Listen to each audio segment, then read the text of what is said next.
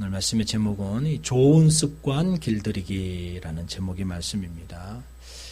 우리나라 속담 가운데 이런 말이 있잖아요. 3살 버릇 80까지 간다라는 속담이 있습니다. 그만큼 이 습관이 너무 중요하다라는 거지요. 한 예를 제가 먼저 드리면, 예화를 드리면, 어느 한 노부부가 50살이 넘어서 아들 한 명을 낳았습니다. 좀 늦게 아들을 낳았지요.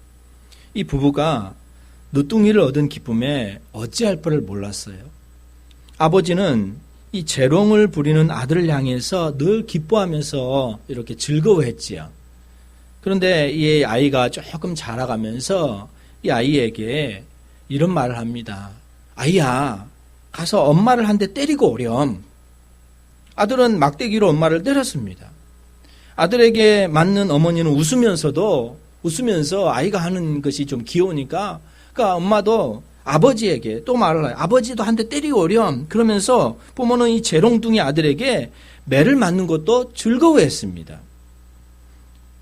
어린 아들에겐 이 부모를 때리는 것이 재미있는 오락이 되고 말았어요. 초등학교에 들어간 아이의 손은 매웠지만 그래도 철없는 아이라 생각하고 아빠와 아버지와 엄마는 이렇게 받아주었다는 거지요. 결국 부모는 이 장성한 아들에게 종종 손찌검을 당하여야만 했습니다. 결국 아들은 어떻게 되었냐면요. 걸핏하면 부모를 때리는 페루나가 되고 말았습니다. 어느 날 노부부는 아들을 불러놓고 부모를 때리는 것이 옳지 않다 이렇게 훈계를 하지요. 그러나 이미 그 아이는 습관이 되어버려 습관으로 굳어져 본 아이들의 행동을 고칠 수가 없었습니다. 그때부터 부모는 아들이 너무너무 무서워가지고 벌벌 떨게 되어졌습니다.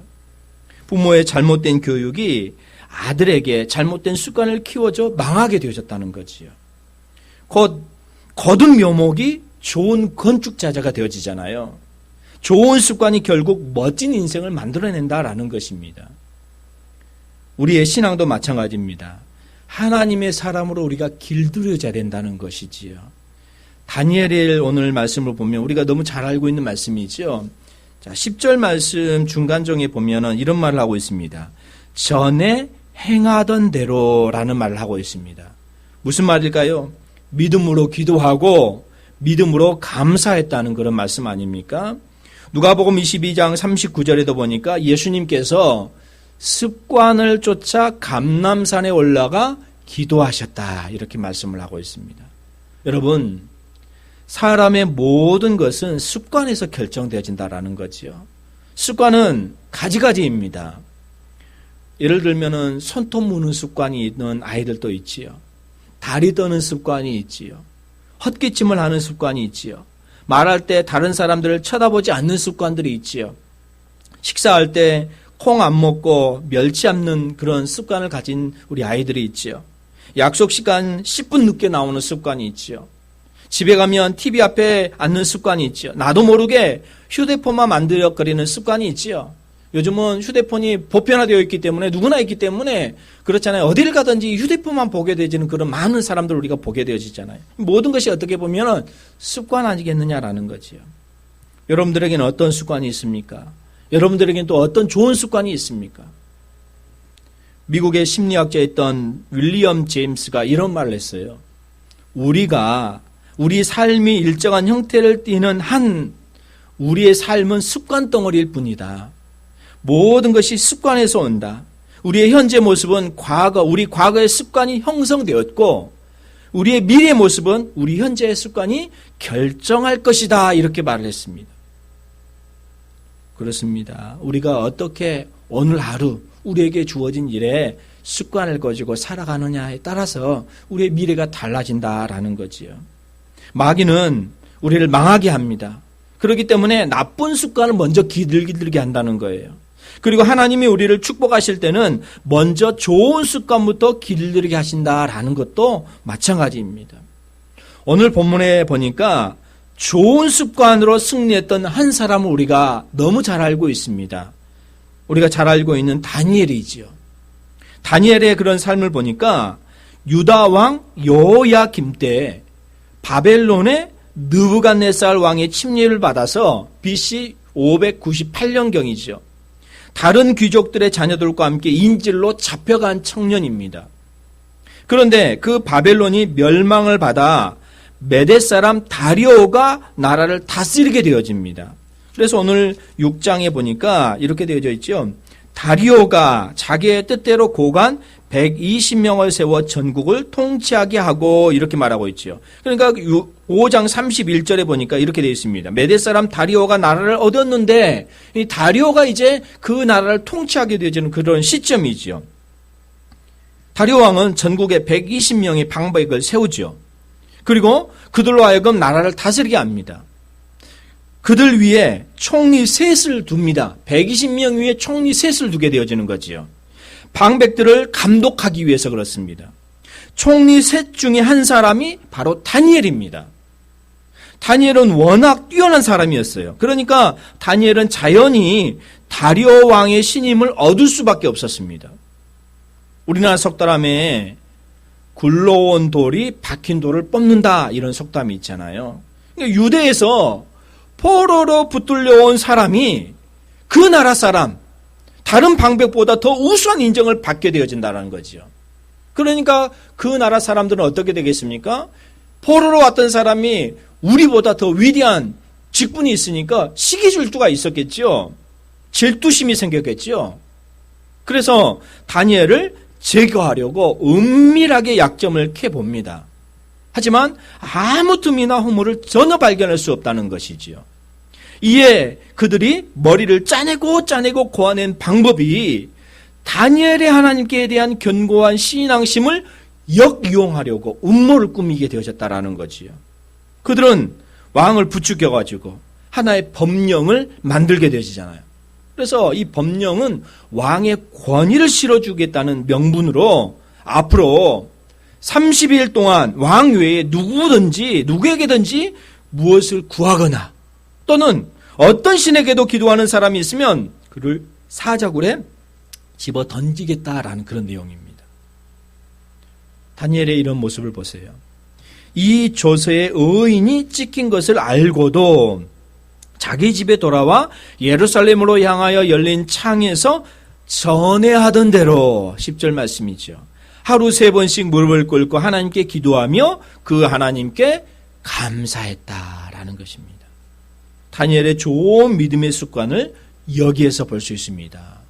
오늘날 저와 여러분들에게도 마찬가지입니다. 여러 환경, 여러 어려움 가운데 우리가 있을 수 있습니다. 하지만 그 환경 때문에 우리의 신앙이 무너지지 말고 더욱더 우리에게 주어진 삶에 더욱더 감사하면서 기도함으로 승리하시는 귀한 성도님들이 되시기를 바랍니다.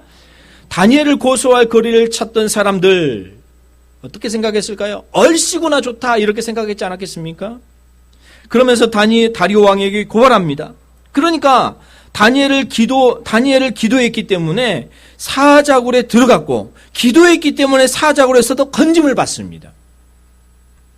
다니엘은 왜 이렇게 사자굴에 들어가는 위험 속에서도 기도할 수 있었을까요? 10절에 말하는 거예요. 전에 하던 대로. 이게 무슨 말입니까? 습관이라는 거죠. 습관.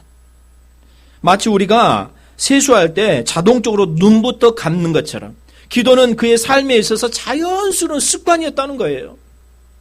습관으로 기도했다는 말은 기도가 규칙적이며 반복되어졌다라는 거지요. 습관은 곧 반복이잖아요. 가장 좋은 것은 좋은 것을 반복합니다. 그런데 좋은 습관에는 좋은 보상이 따르게 되어진다는 거죠. 여러분, 우리가 이 다니엘의 습관을 보면서 그러면 우리가 좋은 습관을 어떻게 가질 수 있을까요? 첫 번째 단계는 내 습관이 무엇인지 아는 것입니다. 그래서 평소에 나도 모르게 하던 것을 점검해 보아야 되겠지요. 우리에게 어떤 습관이 있습니까? 자신도 모르게 반복되어지는 그런 습관들이 있잖아요. 두 번째로는 내 습관이 무엇인지 알았으면 그 다음에는 뜻을 정하는 거예요. 바꿔야겠다는 거죠. 나쁜 습관을 바꿔야 되겠다는 거 아닙니까? 다니엘이 그랬어요. 다니엘 1장 8절 보실까요? 다니엘 1장 8절 함께 봉독합니다. 다니엘은 뜻을 정하여 왕의 음식과 그가 마시는 포도주로 자기를 더럽히지 아니하리라 하고 자기를 더럽히지 아니하도록 환관장에게 구하니. 여기 보니까 다니엘이 지금 바벨론의 포로로 끌려왔잖아요. 여러 유혹과 위협 속에서도 끝까지 기도하는 습관을 지속하는 이유가 있었습니다. 8절에 말하고 있는 것처럼 뜻을 정했다라는 거예요. 뜻을 정했다라는 말은 또 다른 말로는 마음을 정했다는 것 아닙니까? 마음을 정했다는 말은 어떤 가치를 세우고 그 가치에 집중했다는 거지요. 예배하기를 내가 힘쓰겠습니다. 기도하기를 힘쓰겠습니다. 말씀 듣는 것에 힘쓰겠습니다. 내가 섬기는 데 힘쓰겠습니다. 내가 봉사하는 데 힘쓰겠습니다. 우리가 그렇게 뜻을 정하고 실천하는 데까지 나아가야 된다는 거지요.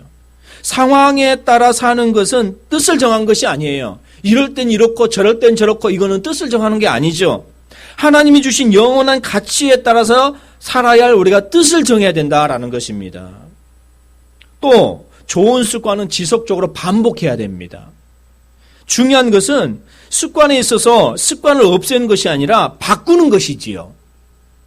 있던 습관은 잘 없어지지 않습니다. 나쁜 것을 없애는 것과 좋은 것으로 바꾸어 주는 것 중에서 어떻게 하는 게 쉽겠습니까? 바꾸어 주는 것이 쉽습니다. 내가 하던 습관이 더 좋은 것이 있어서 나에게 더 좋은 보상이 있다는 것을 알면 우리의 뇌는요, 새로운 습관의 길로 우리를 인도하게 되어진다는 거지요. 그리고 모든 습관 중에서 제일 중요한 것은 영적인 습관입니다. 다니엘이 전에 하던 대로 기도했다는 거지요. 무슨 말입니까? 어렸을 때부터 계속 이 기도의 습관을 계속 했다는 것 아닙니까? 습관적인 기도이지요. 봉사도 습관이 되어야 됩니다. 전도도 습관이 되어야 됩니다. 섬김도 그렇습니다. 신앙생활은 길들여지기 나름이다라는 거지요. 그래서 하나님의 사람으로 우리가 길들여지면서 그 말씀대로 서가야 될 줄 믿습니다. 우유부단한 행동의 반복처럼 비참한 것은 없습니다. 불평이나 원망을 전에 하던 대로 반복하면 그처럼 참담한 것 또 없습니다. 새로운 습관을 시작하는 것이야말로 인생의 최고의 출발점이다라는 것이지요. 습관의 차이가 사람의 차이를 만들다라는 말이 있잖아요. 우리도 기도의 습관을 늘 가짐으로 주님과 소통하기를 힘쓰시는 귀한 성도님들이 되시기를 바랍니다. 결국요, 그 감사가 그를 살렸지요. 감사의 거룩한 습관이 가져온 놀라운 결과인 거지요. 자, 그러면 이 좋은 습관의 사람, 이 총리 다니엘의 삶을 우리가 잠깐 살펴볼게요. 총리는 우리나라도 총리가 있잖아요. 국무총리가 있잖아요. 말 그대로 나라의 살림살이를 총괄하면서 다스리는 직분입니다. 그래서 내각을 이끄는 지도력과 통치자를 보좌하는 능력이 있어야 하고요. 또 덕망이 있어야 된다는 거지요. 성경에 여러 곳에 총리직을 감당한 사람들이 등장합니다. 이 최초의 총리는 누구일까요? 성경의 최초의 총리는 요셉입니다. 요셉. 그는 약관 30살에 애굽으로 이렇게 노예로 팔려갔잖아요. 그 팔려갔던 사람이 그곳에서 성실하게 말씀으로 이렇게 서갔을 때 30살에 애굽의 총리가 되어집니다. 성경에는 그에 비할 만큼 능력 있는 총리 한 사람이 오늘 본문에 나오는 다니엘입니다. 그는 또 포로 출신입니다. 그럼에도 불구하고 바벨론 느부갓네살 왕 밑에서 고위 관직을 맡았다는 거지요. 그 바벨론이 망하고 그 다음에 이제 오늘 본문에 나와 있던 왕 메대 왕 다리오가 이 세상을 지배하고 있을 때 그는 수석 총리의 발탁이 되어집니다. 그러니까 그는 멸망한 바벨론의 신복이었는데도 새 왕조 메대 왕조의 다리오 왕의 절대적 신임을 또 받게 되어졌다는 거지요. 이 정도면 그 사람의 인격을 우리가 짐작할 수가 있잖아요. 바벨론이 멸망했는데 그 멸망한 사람들은 어떻게 됩니까? 다 죽여야지 맞거든요. 또 이 다니엘은 어때요? 유대에서 포로로 끌려온 사람이잖아요. 그럼에도 불구하고 그 다음 나라 이 다리오의 신임을 받게 되어졌다라는 거죠. 성경 신학자였던 이 베이컨이 다니엘에 대해서 이렇게 말합니다. 첫 번째로는 도덕적으로 모범적이었다. 또 인격적으로 모범적이었다. 세 번째로는 신앙적으로 모범적이었다. 이렇게 말합니다. 그러니까 다니엘이라는 사람의 뜻을 보니까 정말로 믿음 안에서, 말씀 안에서 서고자 했던 그런 사람이었다라는 거지요. 다니엘의 이름의 뜻은요, 하나님은 나의 심판이다라는 뜻입니다. 근데 다니엘은 그의 이름의 글자 뜻대로 언제나 하나님 앞에서 떳떳하게 부끄럽지 않게 살았다는 거죠. 요셉도 마찬가지였지 않습니까? 자, 오늘 본문의 말씀을 좀 더 자세히 살펴보면 다니엘이 어떤 사람이었느냐, 3절 말씀 보실까요? 6장 3절 읽겠습니다. 다니엘은 마음이 민첩하여 총리들과 고관들 위에 뛰어남으로 왕이 그를 세워 전국을 다스리게 하고자 한지라. 그는 민첩한 사람이었다라고 이렇게 말하고 있죠. 민첩했단 말을 우리가 몇 가지 의미를 좀 더 부여해 보면 예민한 사람, 빨리빨리 움직이는 사람, 업무에 뛰어남을 보여준 사람, 뛰어난 영이 그 속에 있었다라는 거죠. 뛰어난 영은 하나님의 성령을 의미하는데 이것이 곧 성령이 그 속에 충만하여 가지고 모든 행동이 성령의 지배를 받고 있었음을 말하고 있다는 것입니다. 성령의 다스림을 받고 있었다라는 거지요.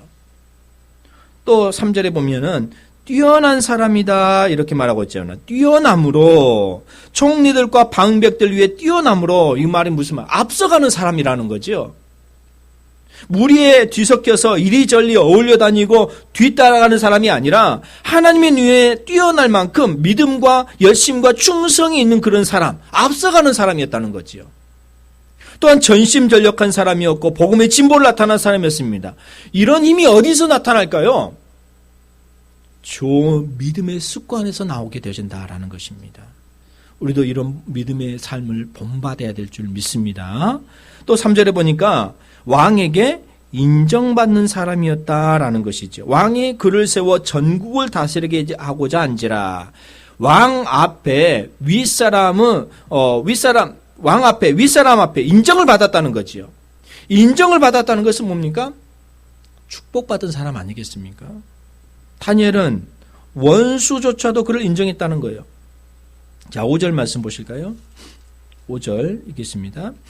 그들이 이르되 이 다니엘은 그 하나님의 율법에서 근거를 찾지 못하면 그를 고발할 수 없으리라 하고, 참 중요한 말씀인 것 같아요. 이렇게 다니엘은 그의 청렴함, 신앙 태도가 분명했다는 거지요. 그러니까 높은 위치에 있었지만 어떤 상황이 오더라도 청렴 결백한 신앙생활, 그 말씀으로 살아갔다는 것 아니겠습니까? 우리도 이 신앙의 좋은 열매를 보여야 됩니다. 마태복음 5장 16절에 이같이 너희 빛을 사람 앞에 비추게 하여 저희로 너희 착한 행실을 보고 하늘에 계신 너희 아버지께 영광을 돌리게 하라.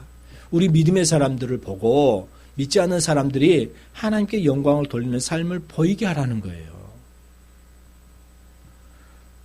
또 4절에 보니까 틈도 허물도 없는 사람이에요. 다니엘의 지금 신분을 보면 포로이고 이방인이잖아요. 자기네들과 정치 노선이 같질 않습니다. 지금 우리나라도 국민의힘 당대표가 이준석 이제 그 당대표가 됐잖아요. 36이라고 그러잖아요. 국회의원 1선도 해보지 않는 사람이거든요. 그럼에도 불구하고 어때요? 그 나라 그 주변에 있는 그 나라 그 또래의 나이들이 밀어줘가지고 이렇게 되어졌다. 이렇게 많은 언론들에서 이렇게 볼 수 있음을 볼 수 있잖아요. 어떻게 보면 이 다니엘이 그런 나이 또래가 되지 않았을까 어떻게 보면 또 봅니다. 더 많은 일들을 했겠지만 그래서 이런 거예요. 굴러온 돌이 박힌 돌을 뽑아낸 셈이 돼버렸잖아요. 그래서 그들은 다니엘에게 틈이나 허물을 찾기 시작하잖아요. 그는 아무 틈, 아무 허물도 찾지 못했습니다. 한마디로 다니엘의 삶은 얼마나 구별된 삶이었는지, 성결한 삶이었던 것을 볼 수 있다는 거지요. 오늘날 우리가 살아가는 시대를 보세요. 아무 틈, 아무 허물 없이 살아가는 것은 대단히 어려운 일입니다. 그냥 동화되어 가면서 살기를 원하거든요.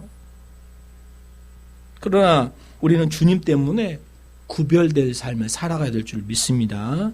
흠없는 사람으로, 허물이 없는 사람으로 인정받으며 살아가야 됩니다. 하나님은 그렇습니다. 오늘도 진실하고 정직한 사람을 찾으시고요. 그를 통하여 역사하시고 새롭게 변화시켜서 나가실 줄 믿습니다. 털어서 멈추는 사람이 없다는 속담도 있는데 다니엘은 그런 거예요. 아무리 털어도 먼지 하나 나지 않습니다. 지난주에 우리 광주 학동에서 큰 건물이 무너져가지고 사람들이 9명이나 죽었잖아요. 그런 것들을 보면은 또다시 반복되고 또다시 반복되고 있는 것들을 볼 수 있잖아요. 얼마나 비리가 많이 있는지 보게 되어진다는 거죠. 그런데 이 다니엘을 보세요. 전혀 찾아볼 수가 없는 거예요. 그런 것들. 요셉이 그렇게 살았고 모세도 그렇게 살았고 다니엘도 하나님 앞에서라는 그런 말씀으로 살아갔다는 것입니다. 모든 허물과 죄는 탐심에서 출발한다는 거지요. 이것만 벗을 수 있으면 천하를 다스릴 수 있습니다. 왜 롯이 망했을까요? 왜 게하시가 문둥병자가 되었습니까? 왜 가룟 유다가 예수님을 배반했습니까? 왜 아나니아와 삽비라 부부가 헌금하고 죽임을 당합니까? 이게 모두 탐심이라는 거지요. 그래서 주님은 누가복음 12장 15절에 저희에게 이르시되 삼가 모든 탐심을 물리치라. 사람의 생명이 그 소유에 넉넉한 데 있지 아니하니라. 바울이 골로새 3장 5절에 그러므로 땅에 있는 지체를 죽이라. 곧 음란과 부정과 사욕과 악한 정욕과 탐심이니 탐심은 우상숭배다 이렇게 말합니다. 또 이 다니엘은 4절에 보니까 충성을 다한 사람이었어요. 다니엘은 신앙에 있어서뿐만 아니라 나라 일을 보는 대로 충성되어서 청렴결백한 삶을 살았다는 거죠. 충성이라는 말이 무슨 말입니까? 질적인 면에서는 진실하라는 거지요. 양적인 면에서는 마음과 뜻을 다하는 전심전력의 삶이어야 한다는 것입니다. 시간적인 면에서는 처음과 나중까지 변함이 없어야 된다는 거예요. 다니엘은 시종일관 충성스러운 사람이었다는 거지요. 80세가 넘는 그의 삶의 전체가 청렴결백했고 공직자로서의 충성한 삶을 살았습니다. 충성은 믿음의 사람들이 구해야 할 덕목인 거지요. 고린도서 4장 1절 2절에 보니까 사람이 마땅히 우리를 그리스도의 일꾼이요 하나님의 비밀을 맡은 자로 여길지어다. 그리고 맡은 자들에게 구할 것은 충성이니라. 그게 두 번째로 신앙생활은 하늘의 창을 여는 것입니다. 자, 10절 말씀 보실까요? 다니엘 6장 10절 함께 봉독합니다. 다니엘이 이 조서에 왕의 도장이 찍힌 것을 알고도 자기 집에 돌아가서는 윗방에 올라가 예루살렘으로 향한 창문을 열고 전에 하던 대로 하루 3번씩 무릎을 꿇고 기도하며 그의 하나님께 감사하였더라. 다니엘이 그의 방 예루살렘을 향하여서 열린 창을 놓고 기도했지요. 그렇습니다. 그리스도인들이 세상을 살아가는 비결은 다른 데 있는 것이 아니라 하나님을 향해 우리가 창문을 여는 데 있어야 된다라는 것입니다. 하나님을 향해 온전한 마음이 열려 있어야 됩니다. 그러면 과연 지금 다니엘이 어떤 창문을 열었느냐는 거예요. 믿음의 창문을 열었다는 거지요. 보면 다니엘이 생명의 위협을 받는 상황이잖아요. 자기가 잘못하면 죽을 수밖에 없는 그런 상황이거든요. 그런데 그런 상황에서도 살아남을 수 있었던 가장 큰 원동력은 바로 믿음이었다는 것입니다. 하나님을 우선순위로 삼는 그런 믿음, 그에게 있었다는 것이지요. 그 어떤 것도 하나님보다 앞서는 것이 그에게 없었습니다. 다니엘은 인생에 있어서 하나님을 가장 크게 보았습니다. 하나님을 크게 보니까 다른 것은 작게 보인 거지요. 하나님을 향하여 믿음의 창문을 여는 자에게 임하는 은혜인 줄 믿습니다. 오늘 저와 여러분들에게도 이런 하나님을 향한 큰 창문을 여시고 믿음의 믿음을 더해달라고 우리가 늘 기도하면서 살아가시기를 바랍니다. 우리가 무엇을 크고 보면서 살아가십니까? 하나님입니까? 아니면 사람입니까? 하나님입니까? 아니면 세상입니까? 하나님입니까? 아니면 환경입니까? 사람을 보고 세상을 보고 환경을 보면 두렵고 불안하게 짝이 없습니다. 무엇보다도 흔들리지 않은 믿음으로 어떤 상황이 오든지 간에 이 상황을 극복해 나가시는 귀한 성도님들이 되시기를 바랍니다.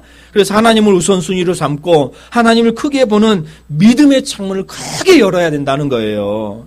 이게 믿음이 능력이고 믿음은 축복이다라는 것이지요. 또 기도의 창문을 열어야 됩니다. 기도는 하나님을 향한 영적인 창문을 여는 것입니다. 다니엘이 지금 포로로 잡혀가서 기도를 잊지 않았죠. 하나님을 향해 언제나 기도의 창문을 열었습니다. 지금 이 상황에 이렇게 자기가 처해지면 사자굴로 넣게 되어진다라는 것을 알잖아요. 그럼에도 불구하고 하루에 3번씩 기도했습니다. 예루살렘으로 창문을 열어놓고 공개적으로 기도했습니다. 다니엘은 이 일로 인해서 이제 사자굴 속에 들어가기는 되어지지만, 하지만 하나님은 천사를 보내서 사자의 입을 막으시잖아요. 바벨론 왕은 다니엘이 하나님의 사람을 확신하고 높이 세워주었어요. 다니엘의 기도가 응답된 것이었습니다. 다니엘처럼 하나님을 향해서 기도의 창문을 활짝 열 때 우리 어떤 상황 가운데 있을지라도 하나님께서 우리를 지키시며 인도해 주시는 그런 역사가 나타나게 될 줄 믿습니다. E.M. 바운제라는 이 기도 시지를 했던 그 저자는 이렇게 말했습니다. 하나님은 바쁜 사람과 친하지 않으신다. 급하게 와서 급하게 가는 사람에게는 은혜를 베풀지 않는다. 하나님은 하나님을 알고 하나님과 친한 관계를 가지시기를 원하시고 오직 하나님과 함께하는 시간을 내기를 바라고 계신다. 이렇게 말을 했습니다. 기도하는 사람은요, 하나님과 오랜 시간을 가져야 됩니다. 하나님과 깊이 사귀려 가는 사람은 하나님은 깊이 사귀십니다. 하나님을 만나려고 하는 사람과 만나주신다는 거지요. 부디 하나님을 향해서 우리가 기도의 창문을 넓게 여시고 그 하나님께 부르짖는 귀한 성도님들이 되시기를 주님의 이름으로 축원합니다. 우리는 여기서 이제 다니엘의 기도를 좀 분석해 볼게요. 자, 10절 말씀을 다시 한번 보면 10절 말을 조금 더 분석해 보면 이렇게 되어 있죠. 이 조서에 오인이 찍힌 것을 알고도 이렇게 먼저 말합니다. 이것은 무슨 말이냐? 목숨을 내놓고 기도한 거지요. 에스더가 왕 앞에 나아가려고 할 때 어떻게 말합니까? 죽으면 죽으리다 라는 그런 각오로 에스더가 왕 앞에 나아가잖아요. 마찬가지예요. 지금 내가 죽으면 죽으리라 이런 각오로 기도했다는 거지요. 이런 기도는 하늘의 문이 열리게 되신다는 거지요. 그 다음에 두 번째로 보니까 자기 집에 돌아가서 기도했습니다. 기도는 지금 다니엘의 기도는 어떤 곳이에요? 지정된 장소가 어떻게 보면 있었죠. 내가 있는 그곳에서 기도했다는 거죠. 오늘날은 어떻게 보면 지정된 장소가 꼭 있는 것은 아닙니다. 내가 있는 곳에, 내가 환경 속에서 오늘 내가 이곳에서 기도해야 되겠다. 오늘 어렵지만 힘들지만 내가 이곳에서 기도해야 되겠다. 그런 기도의 모습으로 우리가 서야 된다는 거죠. 사업장에서 또는 차 안에서 길을 가다가도 기도하면 하나님이 들어주시고 응답해 주실 줄 믿습니다. 이게 지금 돌아가서 기도한 거예요. 이게 어떤 상황에서도 기도하는 거예요. 그리고 세 번째로는 그의 방 예루살렘으로 향해서 기도했다는 거지요. 여우는 죽을 때 꼬리를 고향으로 향하여서 죽는다라는 말이 있잖아요.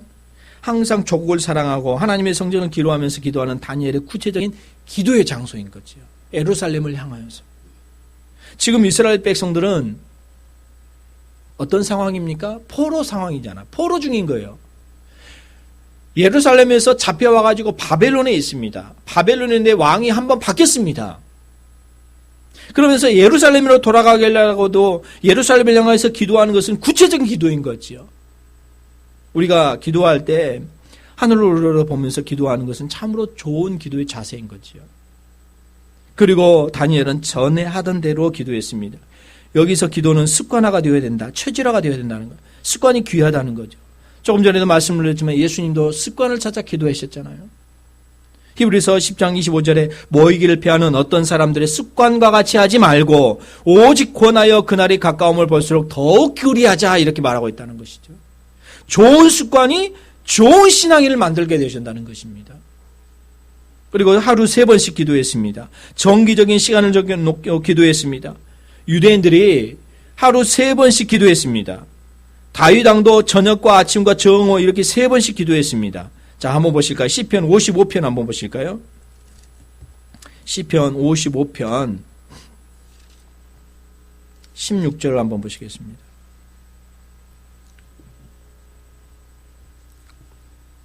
시편 55편 16절 17절 함께 읽겠습니다. 나는 하나님께 부르짖으리니 여호와께서 나를 구원하시리로다. 저녁과 아침과 정오에 내가 근심하여 탄식하리니 여호와께서 내 소리를 들으시리로다. 사도행전 3장에 또 보니까 베드로와 요한이 정기적인 기도 시간에 성전 미문에서 나오면서부터 안진뱅이를 일으키는 그런 사건이 나타났잖아요. 시간을 정해놓고 기도하면 기적이 일어난다는 것입니다. 또 6장 10절에 보니까 무릎을 꿇고 기도했지요. 경건한 자세인 거지요. 겸손의 자세인 거지요. 피눈물 나는 기도의 자세인 거지요. 부르짖는 기도인 거지요. 위양이면 경건한 자세를 가지고 기도하는 것이 좋습니다. 모세가 전쟁을 할 때 두 팔을 들고 기도할 때 그때 이겼잖아요. 엘리야처럼 두 무릎 사이에 고개를 묶고 기도하는 것도 좋은 자세입니다. 기도에는 자세가 중요하다는 거지요.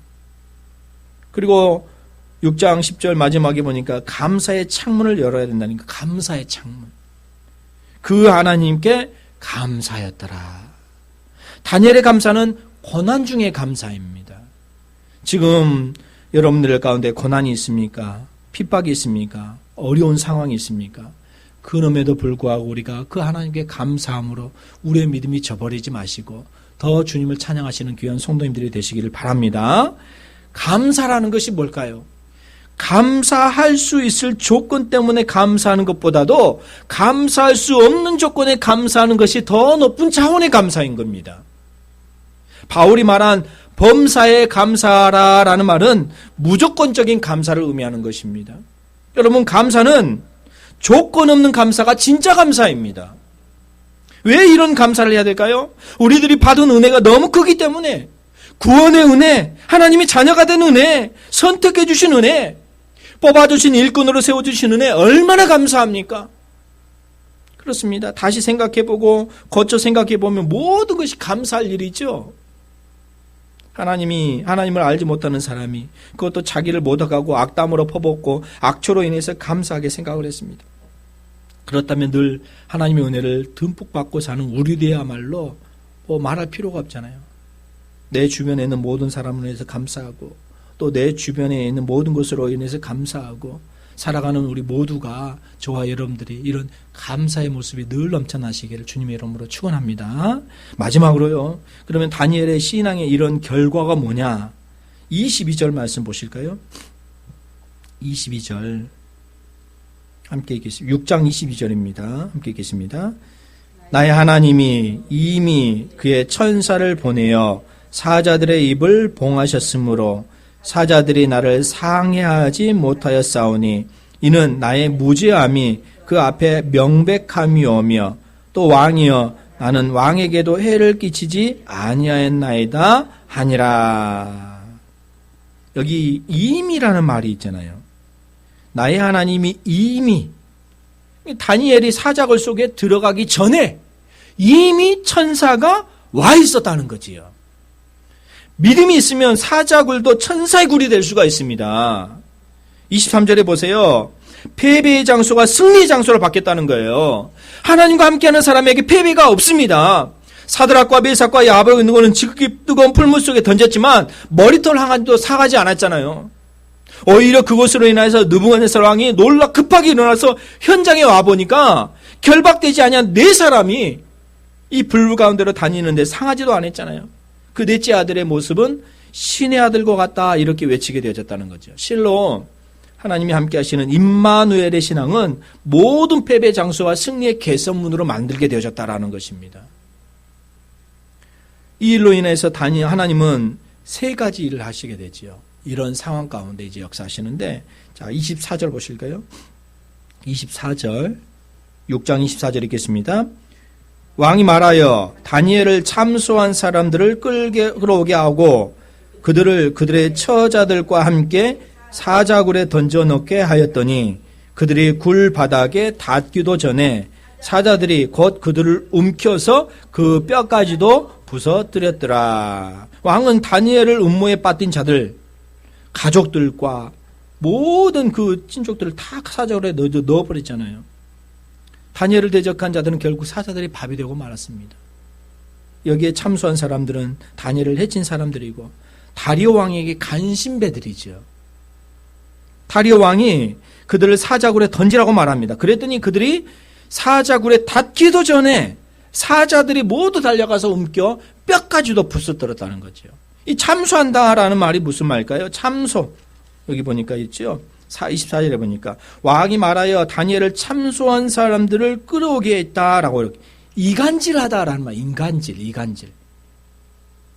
마귀들의 무기 가운데 하나 이게 이간질이.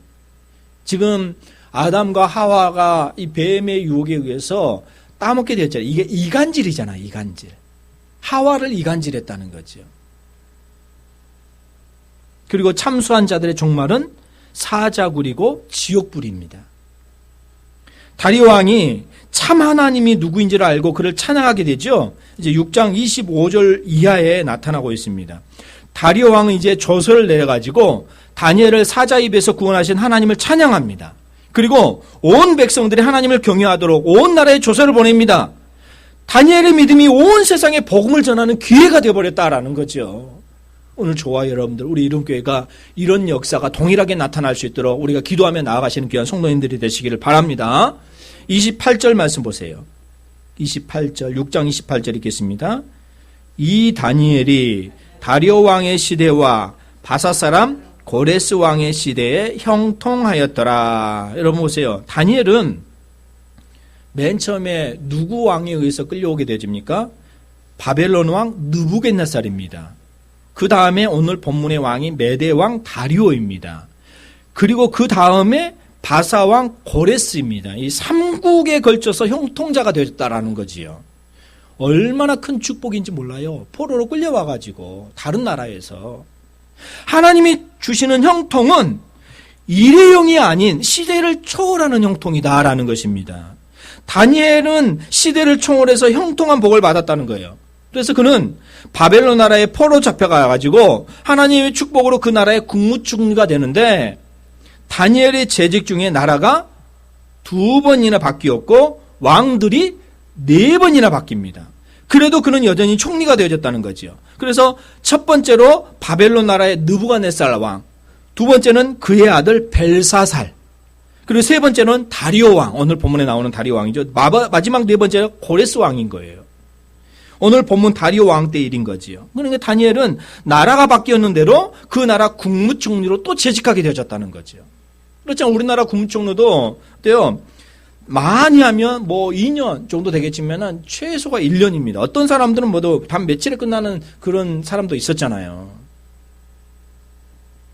얼마나 큰 축복 가운데 있었던 이 다니엘인지를 우리가 알 수 있습니다. 그렇습니다.